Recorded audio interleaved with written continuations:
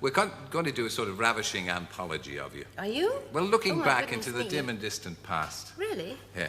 I thought we were going to talk about my book. Oh, well, yes. Later. No, don't you begin to sound like Betty Davis now if you do that. Why, what did she do? Well, she, halfway through the interview, she said, OK, well, that's enough about me, dear.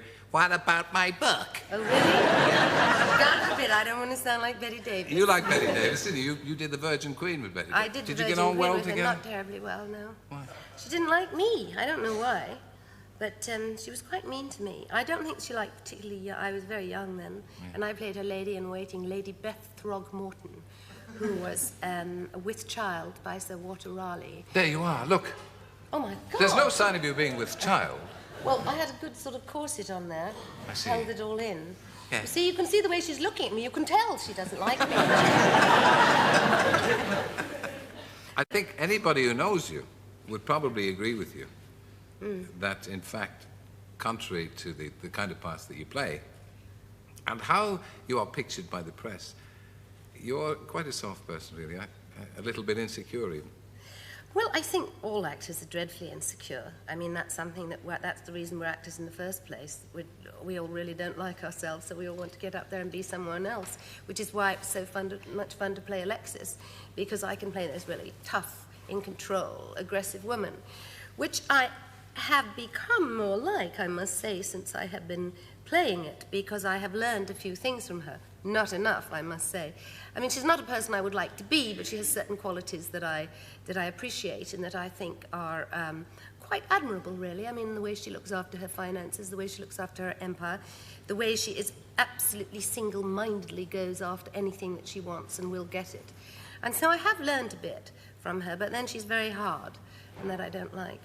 You know, she's not really that vulnerable. I mean, I try to bring some vulnerability to her, but they're not. I mean, they're always wanting me to do things like put a cigarette out in an egg, in a fried egg, or kind of grind a cigarette out into my sable that's on the floor. I said, I'm not going to do this, guys. I mean, I'm not going to do it. You know, this is a £20,000 sable. You want me to grind this cigarette out into it? They say, oh, no, it'll be just a piece of fake when we do that, not into the £20,000 sable. But they do like to try and pile on the... how shall I say this? The arrogance. Over-the-top bit, yes. The arrogance. Yes, the arrogance, yes. You're not arrogant at all yourself. Well, I'm not unarrogant, but I'm not really arrogant. I'm confident, but not arrogant, I don't Success obviously helps to make you more confident. Yes, but I think that it wasn't really success. I think that success comes to you because of what you have. If you have something inside that you believe in yourself, I believe very much in myself, you see.